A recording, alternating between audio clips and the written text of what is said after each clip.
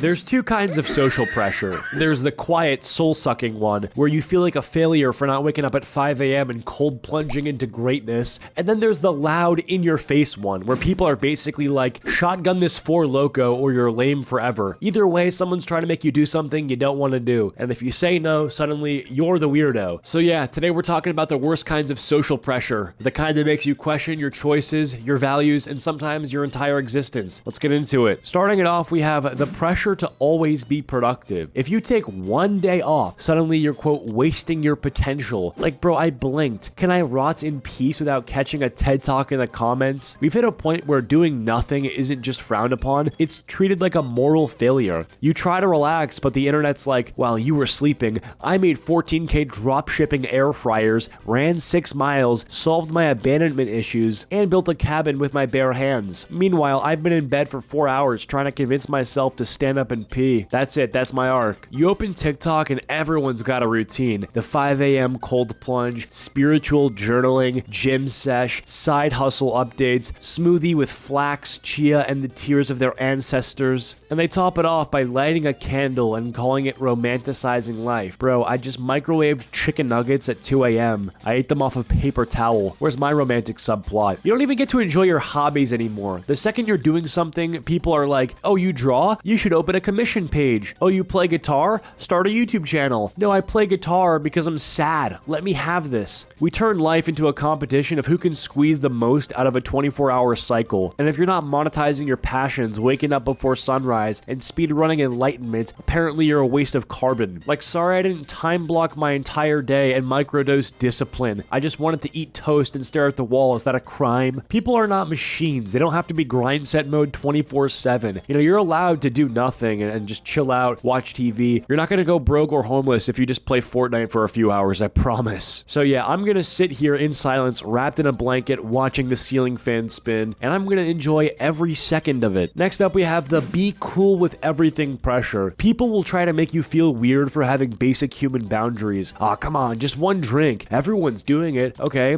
everyone's fucking broke and chronically online and running from their childhood trauma. I think I'll pass. The pressure is always disguised as fun, but what they really mean is do this thing so I feel better about doing it. Because if you say no, if you're the one person with self-control, it makes everyone else feel called out. And suddenly you're the killjoy, the buzzkill, the lame one. Like, bro, I'm not ruining the vibe. I'm just trying not to end my night in a bathtub that's not mine, half naked and spiritually bankrupt. They'll hit you with the YOLO line like it's still 2013. We're young. We're supposed to be wild. Okay, so I'm also supposed to have a working liver. Sometimes being cool to a lot of people just means doing stuff you'll regret for the next 4 years. Hooking up with someone you don't like, spending money you don't have, waking up next to a vape, and if you dip out too early, oh, you changed. You're high-roading me. Yeah, I started valuing my mental health and I stopped thinking a Red Bull vodka was the cure to loneliness. Here's the truth. Real confidence is saying, nah, I'm good, and meaning it. Because if someone needs you to be uncontrollable and uncomfortable so they can feel comfortable, they're not your friend, they're just like a walking dare. Next up, we have the pressure to always have a take. Social media turned all of us into unpaid news anchors. Every time something happens, a scandal, a war, a celebrity breathing wrong, you're expected to instantly drop everything and say something profound. You could be like mid-bite into a burrito and someone's like,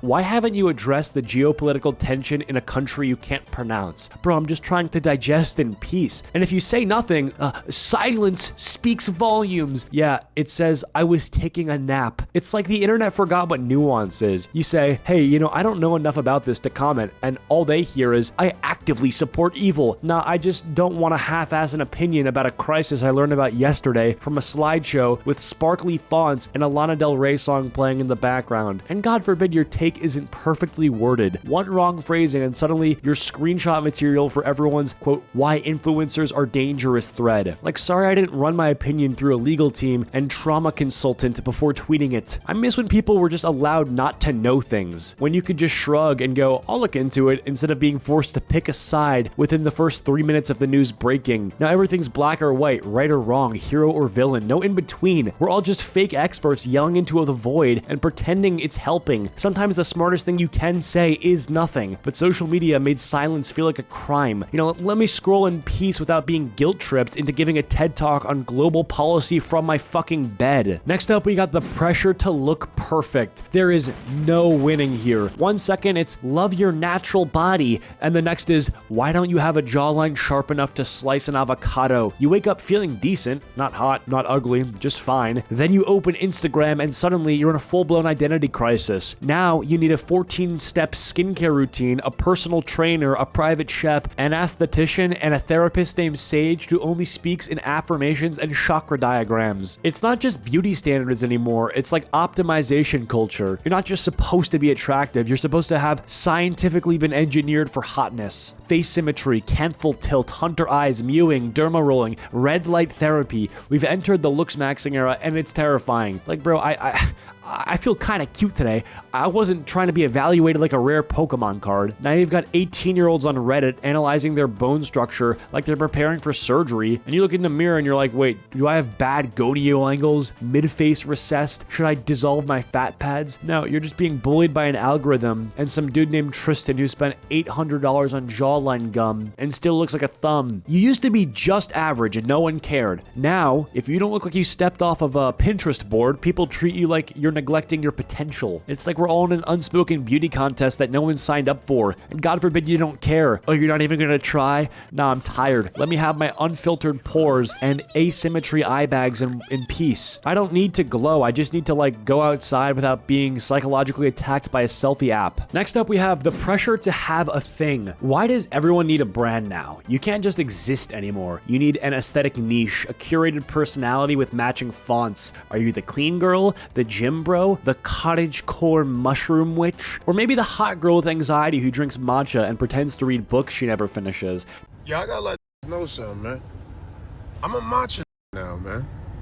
I like this shit. It's cooler, it's smoother, it's matcha. Pick a lane, slap it in a tote bag, and market it, baby. Social media made it feel like if you're not visibly something, you're nothing. Like, sorry, I'm not a vibe. I'm a person who forgot to put on deodorant and still thinks about that weird thing I said in 7th grade. And God forbid you try to switch it up. You post one outfit that doesn't match your, quote, personal brand, and suddenly people are like, OMG, you've changed. Yeah, I changed clothes. That's how laundry works. Even hobbies have to be a brand now. You can't just, like, knitting or playing the guitar. You have to turn it into a whole identity. Hi, I'm Sarah. I crochet frogs and drink oat milk and cry to Mitski. That's me. Like, bro, what happened to just liking stuff because it's fun? The worst part is if you don't have a thing, you start to feel like you're falling behind, like you're missing some big personality memo that everyone else got. Meanwhile, your only personality trait is being kind of sleepy and laughing at your own jokes. Can my thing just be me, unbranded, low effort, emotionally irregular? I promise I'm cool. I just don't have an Etsy shop or a 5-step morning routine with crystals. Anyway, that's about it for this video. Thank you guys so much for watching. If you enjoyed, leave a like. If you didn't, leave a dislike, and I'll see you guys all in the next one. Peace.